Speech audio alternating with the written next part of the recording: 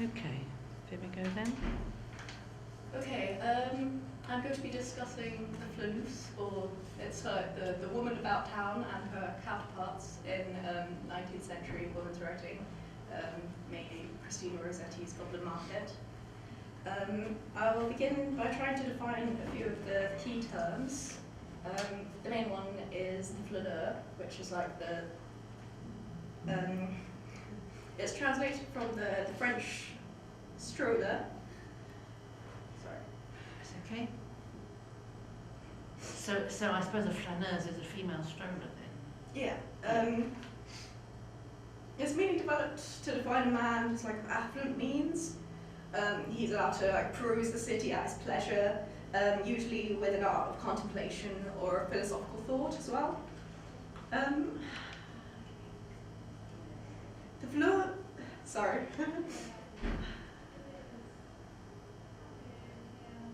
Take your time. We have plenty of it.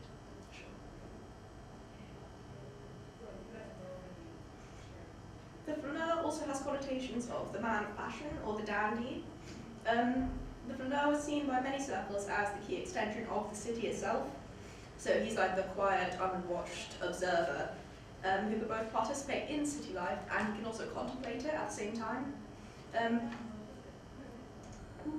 Baudelaire discusses it in his The Painter of Modern Life in 1863 as the crowd is his element, as the air is that of the birds and the water of the fishes.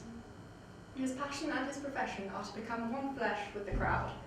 For the perfect flaneur, for the passionate spectator, it is an immense joy to set up house in the heart of the multitude, amid the ebb and flow of movement, in the midst of the fugitive and the infinite.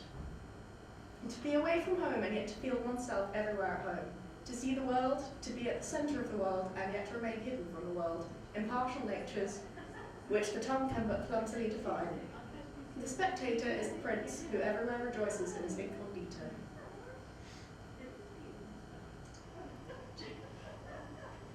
The term flaneur obviously has large associations and meanings, thus making it very hard to determine to what extent there's like a female counterpart to this. Much changed over the course of the 19th century, which brought a great deal more freedom to women, though it was becoming more common to see women about town unchaperoned, it was still very frowned upon. This gives us an indication that there can never be a fully autonomous definition of the flaneur for both men and for women. Though women were able to portray themselves in the ways of the flaneur, a wandering woman about the streets would still give off the impression of a prostitute for the first half of the 19th century.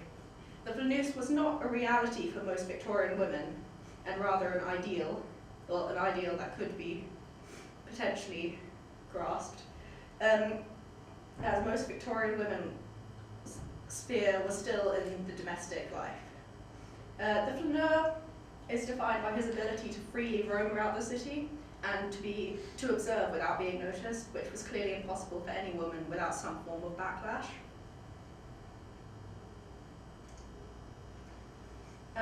This is where we come on to Christina Rossetti. I'm just going to discuss a little bit about her life beforehand. She spent a great deal of her life working and rehabilitating prostitutes and fallen women. Her work challenges cultural assumptions of women and their rights to freedom in terms of sexuality, physical freedom, and the freedom of the acquisition of knowledge. The issue for Rossetti is not only sexual intellectually, but rather her poems discuss Goblin Market addresses all forms of female desire.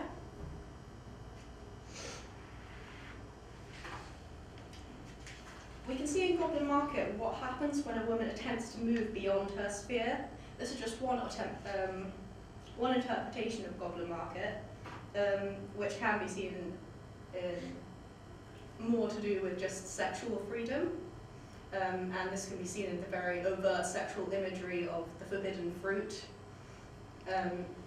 This is used with like a lot of repetition, such as slide 7, it's the plump, unpecked cherries, and the cherries and the strawberries are very like sexual and sensual fruits.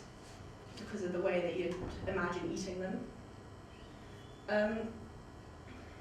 There's a bodily addiction that Lizzie has to the fruit, and this is kind of inoculated when her sister gives her the second dose of the fruit.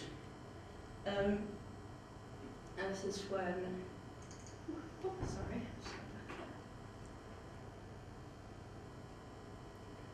Lizzie also experiences like discomfort after she's gone to the goblin men of the market. This can be seen as like a clear reference to sexuality and the loss of virginity through this. The female urban rambler, or the kind of flaneur element, Lizzie is exploring outside of her sphere in the home, and this is what she gets reprimanded for. There's a whole culture of consumerism behind the notion of the goblin market itself. Come by, call the goblin men constantly to Lizzie, and her coin is precious, like the idea of her virginity, but she tosses this to the goblin men as a fee for the fruit. A woman's place still isn't really in the market.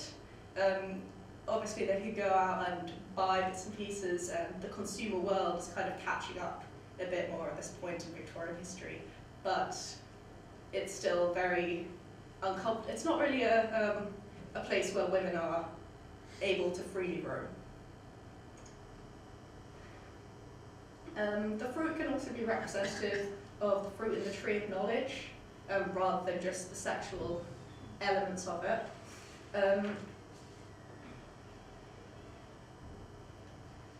Eve's Pride is trying to,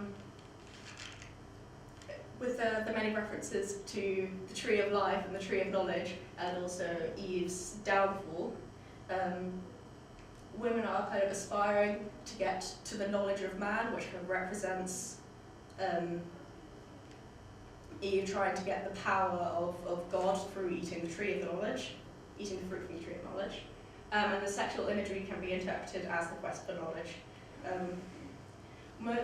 Most women in the Victorian era are obviously allowed to read certain novels and to work within a very set sphere of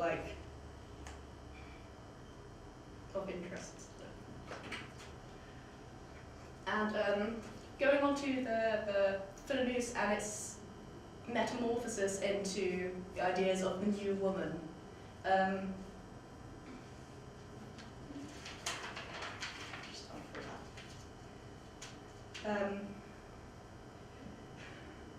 The new woman and her counterparts in the last decades of the 19th century gave rise to the popularity of the new woman figure, which is based on Mary Wollstonecraft's vindication of the rights of women and progressive social commentators and women writers such as Rossetti.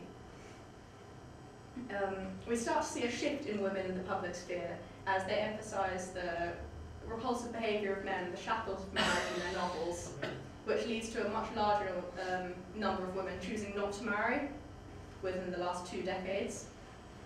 Much like Goblin Market, the novels and writings associated with the new women centre on young, sexually ignorant girls enduring deceit and leading to the horrors of children born with ill health, or women suffering from the discrepancies of a tyrannous husband, much like Lily suffers from the hands of the Goblin men at the market. Another focus of new women and their counterparts is kind of free love. Amy Levy was a famous Jewish writer who was known for having homosexual relationships within the 19th century, which is obviously quite a big deal. The sisterly love that cures Lizzie, in the poem can be seen as like the new woman movement grasping or like trying to get the female voice heard without all this, I don't know, cattiness, if that makes sense. But yeah. And that is the end of that. Thank you very much, Genevieve. So you think about the new woman. Yeah. Sorry, I don't know if that was explained. No, no, it's because we're now going to begin on the new woman. Christina Rossetti herself though doesn't fit into that. No, she's 1860s, so it's a bit before that kind of came into circulation. Yeah. Would you argue though that she doesn't fit into it in a number of ways? Yes, but I think the way you can read her poems through a lot of the same lenses that the new woman focused on. So the ideas of women's quest for knowledge and like sexual freedom and kind of seeing promiscuity not as some sinful, terrible thing. And I think her ideas are kind of linked obviously back to things like Mary Wollstonecraft and her Vindication, which are still heavily influencing the new woman 2 decades onwards. So you're looking at the idea of Goblin Market in terms of the sexual imagery. You're saying that she's ambivalent about that. Not ambivalent, but I think you can read it in a lot more ways. Well, yeah, I think she tries to get rid of the connection between like sinning and sexual promiscuity. Right, so sinning is a much bigger thing. Yeah, I think she's a very Christian woman as well. Yeah. So her ideas of like moral redemption, she sees that any woman who sexually, I don't know, it's hard to explain. Any woman who goes beyond their kind of little set sphere does have the promise of she's not doomed, really. Right, She's not okay, I'm interested in a presentation as short as this. You're not going to get an awful lot done, but I think it's an interesting way of looking at it. Thank you very much, Genevieve. That's lovely. Well done.